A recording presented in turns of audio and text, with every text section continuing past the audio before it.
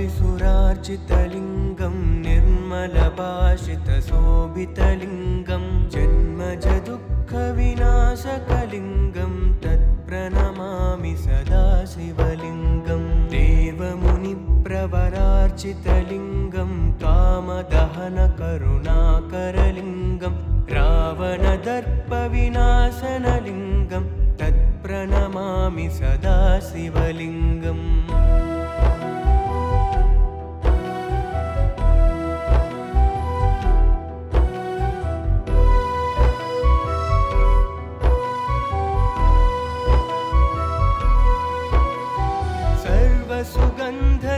सर्वसुगन्धसुलेपितलिङ्गं बुद्धिविवर्धनकारणलिङ्गं सिद्धसुरासुरवन्दितलिङ्गं तत्प्रणमामि सदा शिवलिङ्गम् कनकमहामणिभूषितलिङ्गं फणिपरिवेष्टितशोभितलिङ्गं दक्षसुयज्ञविनाशनलिङ्गं तत्प्रणमामि सदा शिवलिङ्गम्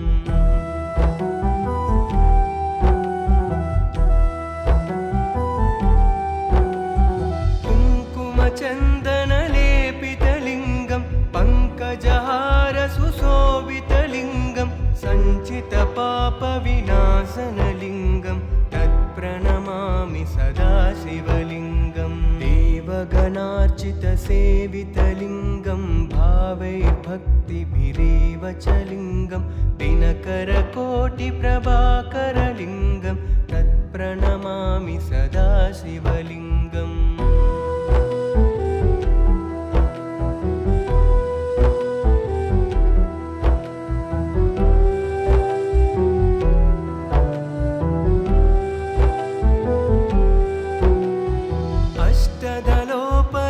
अष्टदलोपरिवेष्टितलिङ्गं सर्वसमुद्भवकारणलिङ्गम् अष्टदरिद्रविनाशनलिङ्गं तत्प्रणमामि सदा शिवलिङ्गम्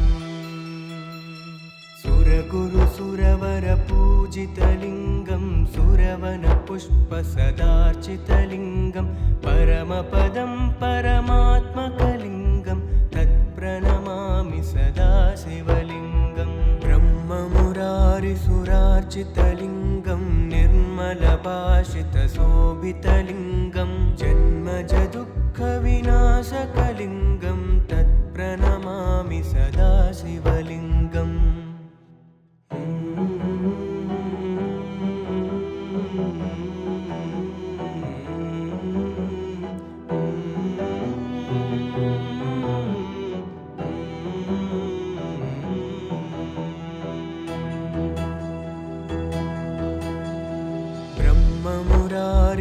ब्रह्ममुरारिसुरार्चितलिङ्गं निर्मलभाषितशोभितलिङ्गं जन्मजदुःखविनाशकलिङ्गं तत्प्रणमामि सदा शिवलिङ्गं देवमुनिप्रवरार्चितलिङ्गं कामदहनकरुणाकरलिङ्गं रावणदर्पविनाशनलिङ्गं तत्प्रणमामि सदा शिवलिङ्गम्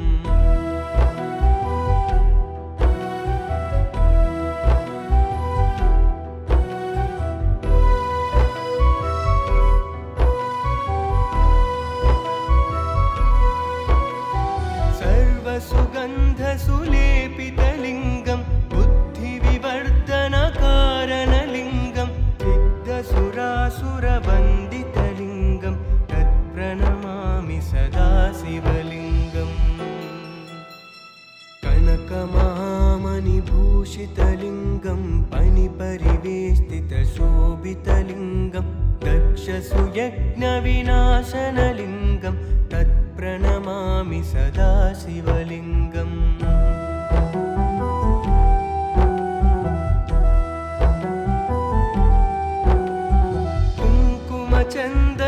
कुङ्कुमचन्दनलेपितलिङ्गं पङ्कजहारसुशोभितलिङ्गं सञ्चितपापविनाशनलिङ्गं तत्प्रणमामि सदा शिवलिङ्गं देवगणार्चितसेवितलिङ्गं भावैर्भक्तिभिरेव भक्तिभिरेव च लिङ्गं दिनकरकोटिप्रभाकरलिङ्गं तत्प्रणमामि सदा शिवलिङ्गम्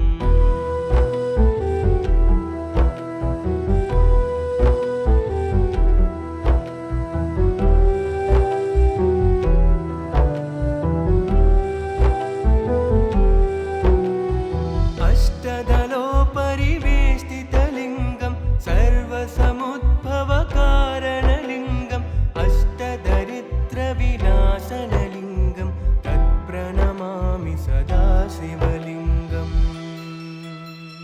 सुरगुरुसुरवरपूजितलिङ्गं सुरवनपुष्पसदार्चितलिङ्गं परमपदं परमात्मकलिङ्गं तत्प्रणमामि सदा शिवलिङ्गम् ब्रह्ममुरारिसुरार्चितलिङ्गं निर्मलभाषितशोभितलिङ्गं जन्मजदुःखविनाशकलिङ्गं तत्प्रणमामि सदा शिवलिङ्गम्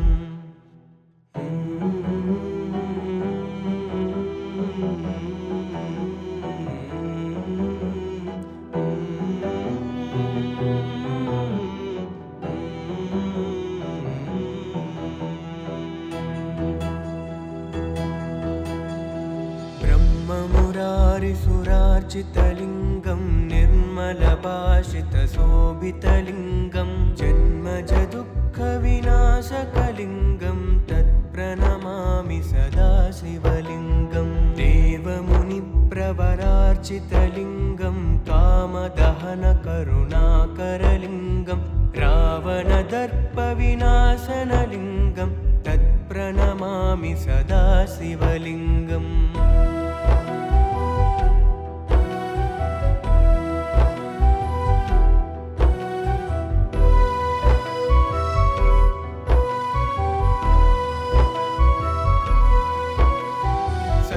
सुगन्धसुलेपितलिङ्गं बुद्धिविवर्धनकारणलिङ्गं सिद्धसुरासुरवन्दितलिङ्गं तत्प्रणमामि सदा शिवलिङ्गम्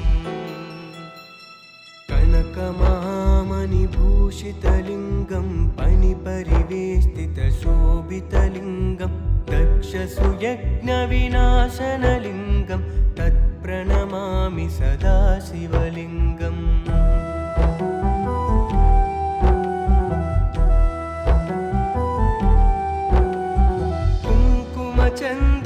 कुङ्कुमचन्दनलेपितलिङ्गं पङ्कजहारसुशोभितलिङ्गं सञ्चितपापविनाशनलिङ्गं तत्प्रणमामि सदा शिवलिङ्गम् देवगणार्चितसेवितलिङ्गं भावैर्भक्तिभिरेव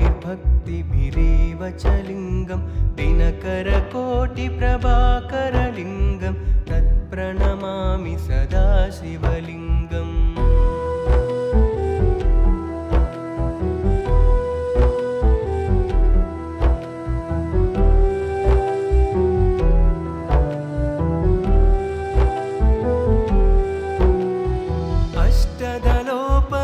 अष्टदलोपरिवेष्टितलिङ्गं सर्वसमुद्भवकारणलिङ्गम् अष्टदरिद्रविनाशनलिङ्गं तत्प्रणमामि सदा शिवलिङ्गम् सुरगुरुसुरवरपूजितलिङ्गं सुरवनपुष्पसदार्चितलिङ्गं परमपदं परमात्मकलिङ्गं तत्प्रणमामि सदा शिवलिङ्गम् ब्रह्ममुरारिसुरार्चितलिङ्गं निर्मलभाषितशोभितलिङ्गं जन्मजदुःखविनाशकलिङ्गं तत्प्रणमामि सदा शिवलिङ्गम्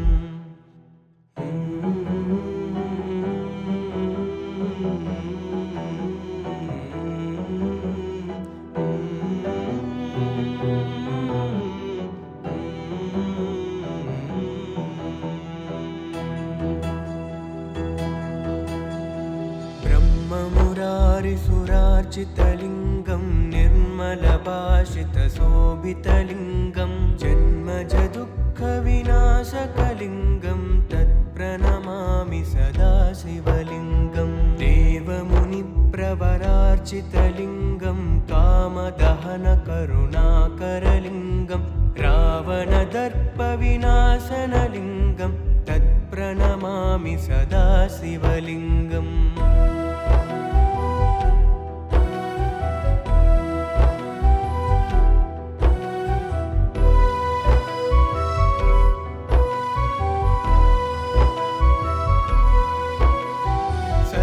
सुगन्धसुलेपितलिङ्गं बुद्धिविवर्धनकारणलिङ्गं सिद्धसुरासुरवन्दितलिङ्गं तत्प्रणमामि सदा शिवलिङ्गम्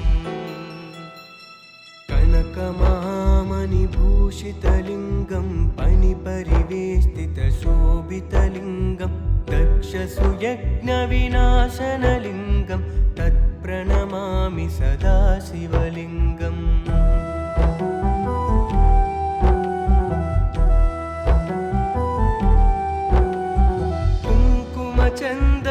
कुङ्कुमचन्दनलेपितलिङ्गं पङ्कजहारसुशोभितलिङ्गं सञ्चितपापविनाशनलिङ्गं तत्प्रणमामि सदा शिवलिङ्गम् देवगणार्चितसेवितलिङ्गं भावैर्भक्तिभिरेव च लिङ्गं दिनकरकोटिप्रभाकरलिङ्गं तत्प्रणमामि सदा शिवलिङ्गम्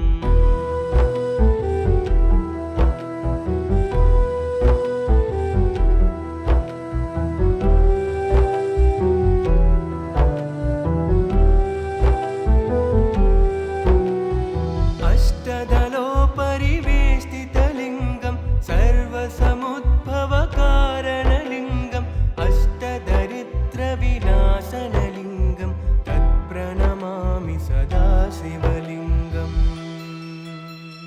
सुरगुरुसुरवरपूजितलिङ्गं सुरवनपुष्पसदार्चितलिङ्गं परमपदं परमात्मकलिङ्गं तत्प्रणमामि सदा शिवलिङ्गम् ब्रह्ममुरारिसुरार्चितलिङ्गं निर्मलभाषितशोभितलिङ्गं जन्मजदुःखविनाशकलिङ्गं तत्प्रणमामि सदा शिवलिङ्गम्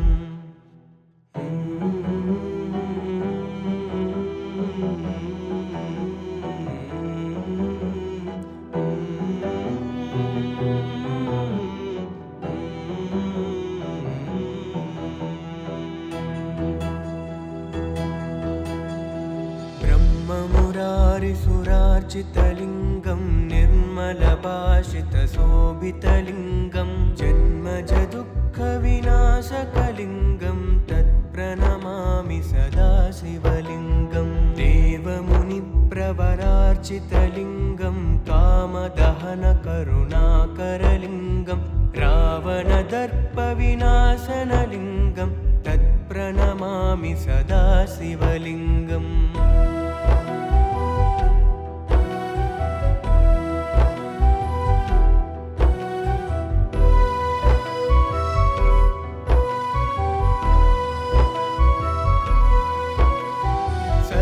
सुगन्धसुलेपितलिङ्गं बुद्धिविवर्धनकारणलिङ्गं सिद्धसुरासुरवन्दितलिङ्गं तत्प्रणमामि सदा शिवलिङ्गम् कनकमहामणिभूषितलिङ्गं पणिपरिवेष्टितशोभितलिङ्गं दक्षसुयज्ञविनाशनलिङ्गं तत्प्रणमामि सदा शिवलिङ्गम्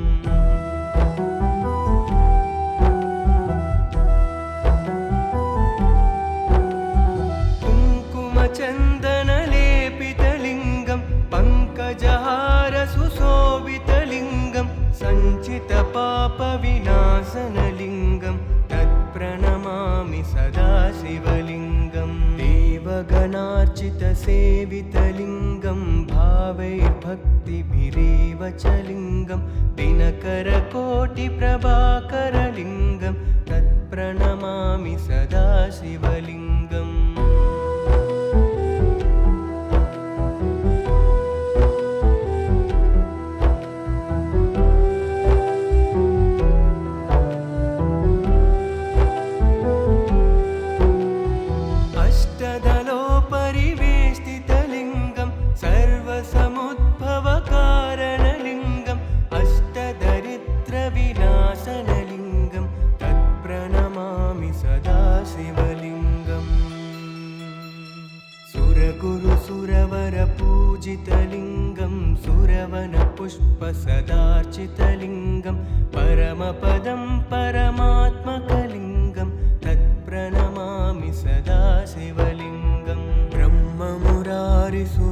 सुरार्चितलिङ्गं निर्मलभाषितशोभितलिङ्गं जन्मजदुःखविनाशकलिङ्गं तत्प्रणमामि सदा शिवलिङ्गम्।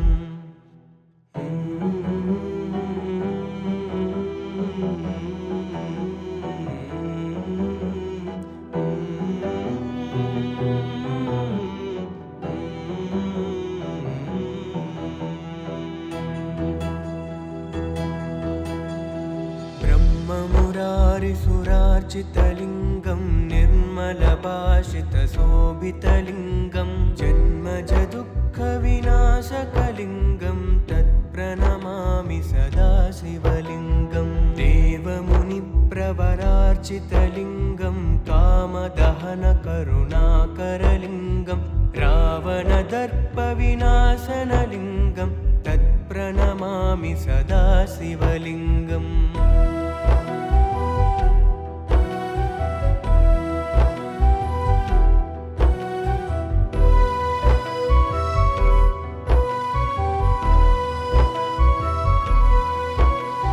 सर्वसुगन्धसुलेपितलिङ्गं बुद्धिविवर्धनकारणलिङ्गं सिद्धसुरासुरवन्दितलिङ्गं तत्प्रणमामि सदा शिवलिङ्गम्। कनकमहामणिभूषितलिङ्गं फणिपरिवेष्टितशोभितलिङ्गं दक्षसुयज्ञविनाशनलिङ्गं तत्प्रणमामि सदा शिवलिङ्गम्।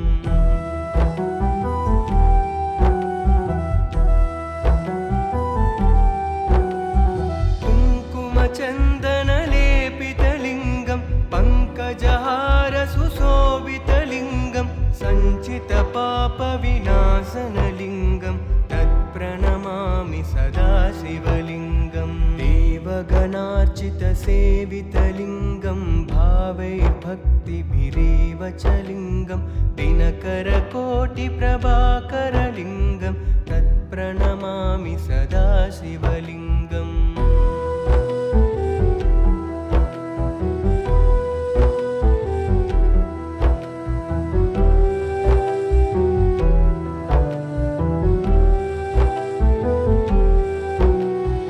अष्टदलोपरिवेष्टितलिङ्गं सर्वसमुद्भवकारणलिङ्गम् अष्टदरिद्रविनाशनलिङ्गं तत्प्रणमामि सदा शिवलिङ्गम्।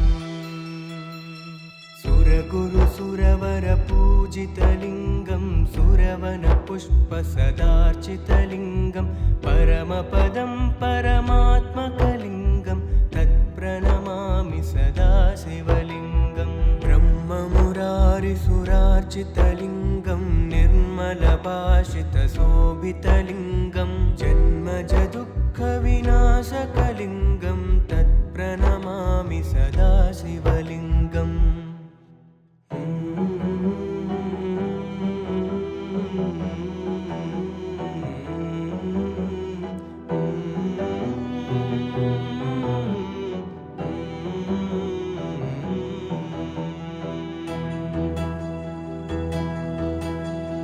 ब्रह्ममुरारिसुरार्चितलिङ्गं निर्मलभाषितशोभितलिङ्गं जन्मजदुःखविनाशकलिङ्गं तत्प्रणमामि सदा शिवलिङ्गम्। देवमुनिप्रवरार्चितलिङ्गं कामदहनकरुणाकरलिङ्गं रावणदर्पविनाशनलिङ्गं तत्प्रणमामि सदा शिवलिङ्गम्।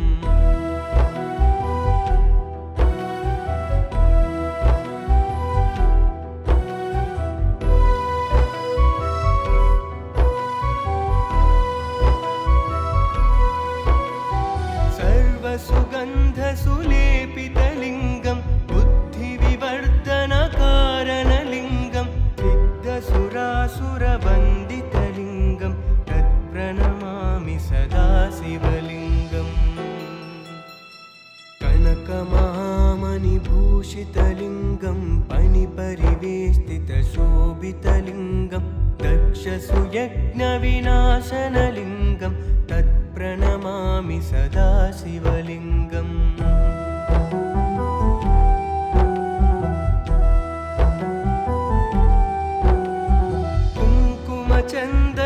कुङ्कुमचन्दनलेपितलिङ्गं पङ्कजहारसुशोभितलिङ्गं सञ्चितपापविनाशनलिङ्गं तत्प्रणमामि सदा शिवलिङ्गं देवगणार्चितसेवितलिङ्गं भावैर्भक्तिभिरेव च लिङ्गं दिनकरकोटिप्रभाकरलिङ्गं तत्प्रणमामि सदा शिवलिङ्गम्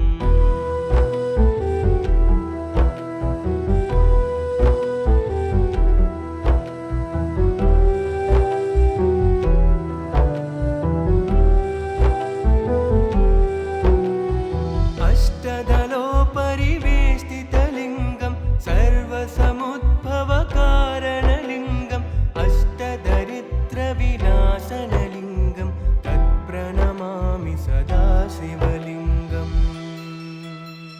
सुरगुरुसुरवरपूजितलिङ्गं सुरवनपुष्पसदार्चितलिङ्गं परमपदं परमात्मकलिङ्गं तत्प्रणमामि सदा शिवलिङ्गं ब्रह्ममुरारिसुरार्चितलिङ्गं निर्मलभाषितशोभितलिङ्गं जन्मजदुःखविनाशकलिङ्गं तत्प्रणमामि सदा शिवलिङ्गम्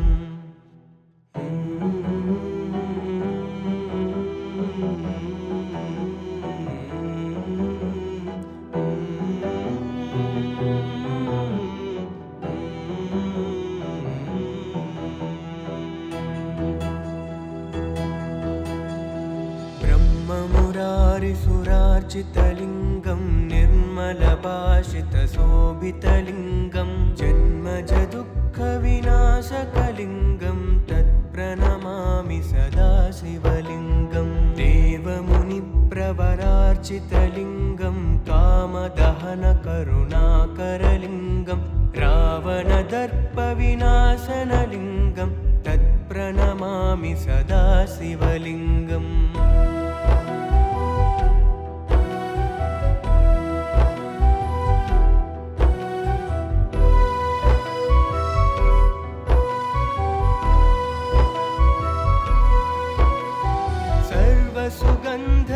सर्वसुगन्धसुलेपितलिङ्गं बुद्धिविवर्धनकारणलिङ्गं सिद्धसुरासुरवन्दितलिङ्गं तत्प्रणमामि सदा शिवलिङ्गम् कनकमहामणिभूषितलिङ्गं पणिपरिवेष्टितशोभितलिङ्गं दक्षसुयज्ञविनाशनलिङ्गं तत्प्रणमामि सदा शिवलिङ्गम्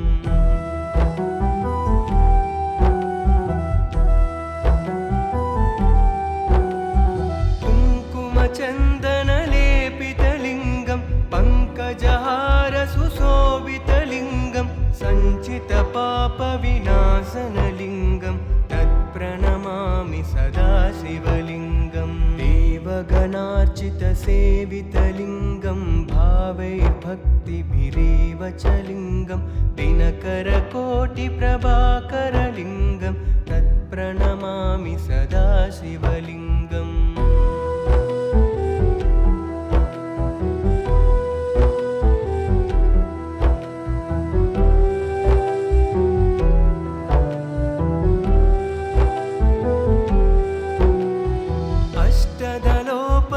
अष्टदलोपरिवेष्टितलिङ्गं सर्वसमुद्भवकारणलिङ्गम् अष्टदरिद्रविनाशनलिङ्गं तत्प्रणमामि सदा शिवलिङ्गम्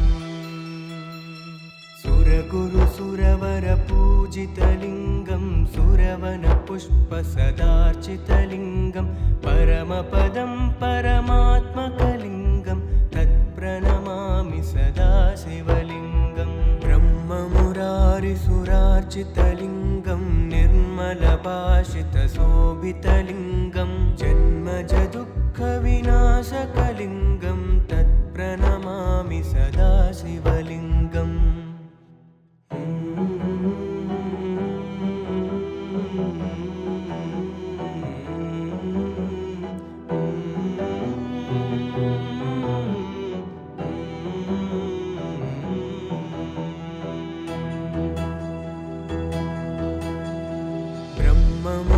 ब्रह्ममुरारिसुरार्चितलिङ्गं निर्मलभाषितशोभितलिङ्गं जन्मजदुःखविनाशकलिङ्गं तत्प्रणमामि सदा शिवलिङ्गं देवमुनिप्रवरार्चितलिङ्गं कामदहनकरुणाकरलिङ्गं रावणदर्पविनाशनलिङ्गं तत्प्रणमामि सदा शिवलिङ्गम्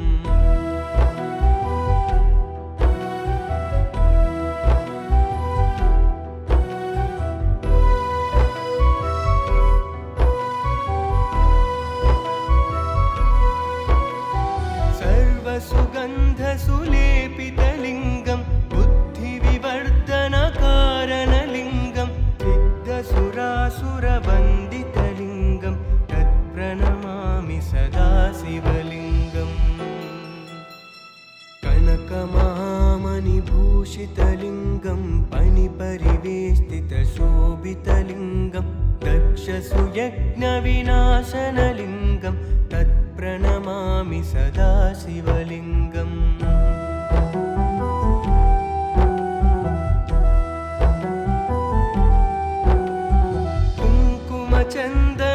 कुङ्कुमचन्दनलेपितलिङ्गं पङ्कजहारसुशोभितलिङ्गं सञ्चितपापविनाशनलिङ्गं तत्प्रणमामि सदा शिवलिङ्गम् देवगणार्चितसेवितलिङ्गं भावैर्भक्तिभिरेव च लिङ्गं दिनकरकोटिप्रभाकरलिङ्गं तत्प्रणमामि सदा शिवलिङ्गम्